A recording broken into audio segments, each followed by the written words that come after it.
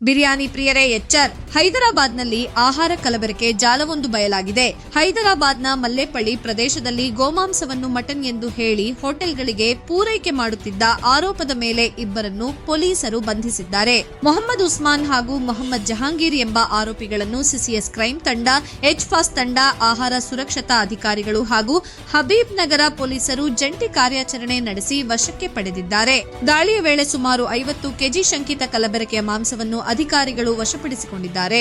ಮಾಂಸದ ಮಾದರಿಗಳನ್ನು ಪ್ರಯೋಗಾಲಯ ಪರೀಕ್ಷೆಗೆ ಕಳುಹಿಸಲಾಗಿದ್ದು ಅದರ ವರದಿಗಾಗಿ ಅಧಿಕಾರಿಗಳು ಕಾಯುತ್ತಿದ್ದಾರೆ. ಈ ನಡುವೆ ತನಿಖೆ ಮುಂದುವರಿದಿದೆ. ಪ್ರಾಥಮಿಕ ಮಾಹಿತಿಯ ಪ್ರಕಾರ ಈ ಮಾಂಸವನ್ನು ಪೂರೈಕೆ ಮಾಡಿರುವ ಶಂಕೆ ವ್ಯಕ್ತವಾಗಿದೆ. ಆದರೆ ಯಾವ ಹೋಟೆಲ್ಗಳಿಗೆ ಸರಬರಾಜು ಮಾಡಲಾಗಿದೆ ಎಂಬ ಮಾಹಿತಿಯನ್ನು ಅಧಿಕಾರಿಗಳು ಇನ್ನೂ ಅಧಿಕೃತವಾಗಿ ಬಹಿರಂಗಪಡಿಸಿಲ್ಲ. ಈ ಕುರಿತು ಪೊಲೀಸರು ಪರಿಶೀಲನೆ ನಡೆಸುತ್ತಿದ್ದಾರೆ. ಪ್ರಕರಣ ದಾಖಲಿಸಿಕೊಂಡಿರುವ ಪೊಲೀಸರು ಈ ಆಹಾರ ಕಲಬೆರಕೆ ಜಾಲದಲ್ಲಿ ಇನ್ನೂ ಯಾರಾದರೂ ಭಾಗಿಯಾಗಿದ್ದಾರೆಯೇ, ಇದರ ಹಿಂದೆ ದೊಡ್ಡ ಜಾಲ ಕಾರ್ಯನಿರ್ವಹಿಸುತ್ತಿದೆಯೇ ಎಂಬ ಎಲ್ಲ ಆಯಾಮಗಳಲ್ಲಿ ತನಿಖೆ ಮುಂದುವರೆಸಿದ್ದಾರೆ.